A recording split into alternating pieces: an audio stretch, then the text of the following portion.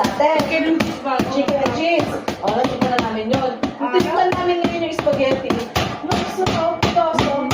Sa, ang ginagawa ko na lang, iba inuulam niya naman sa, okay, sandwich na yung bawang niya.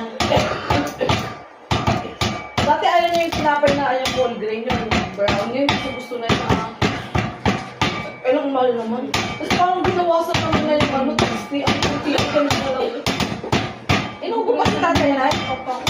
Busit kami yung sinabi ko lang na kami. So naman, yun agad yung last sahod ni Jeff tsaka yung 13. Saan galing yung bigas na doble? May kulay. Yung yelo. Ha? Mahal sana yung yelo. Natry ka na.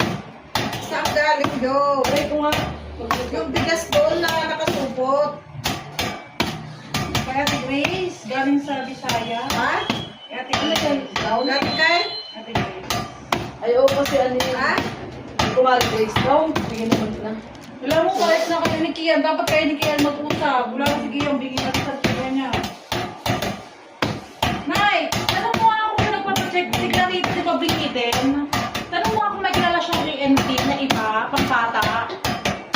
Wala, nabigyan ng tenga niya eh. Hindi naman ka-relate. Mahina na lang.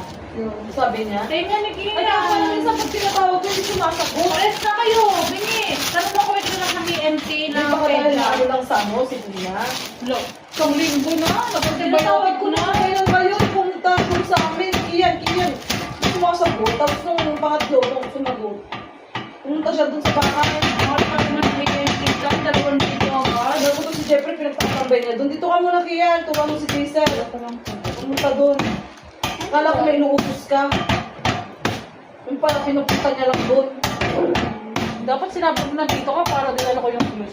Ay, Hindi ko kapag pala din. Yung night na rin talagang wala nang nakanda. Wala, hindi ko nalagyan ng bilog ko doon. May hearing aid din eh. kinabit-kabit lang kami yan. Parang sa alam yung katrabaho namin, yung namatay yung kapatid niya, nag-hearing aid yung batang parang kasi dati daw, yung tragis yung nagkakalugwa.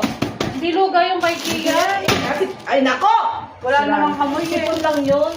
Kaya sabi ko sa'yo, sa sipon lang. Infection daw yun, sabi ng doktor. Pero hindi na nang gawin. Mas maganda pang luga kaysa gano'n. Oo Kasi nga ano yung buga, pag na ano, pero kinakausap mo siya pag malapit sa tenga niya.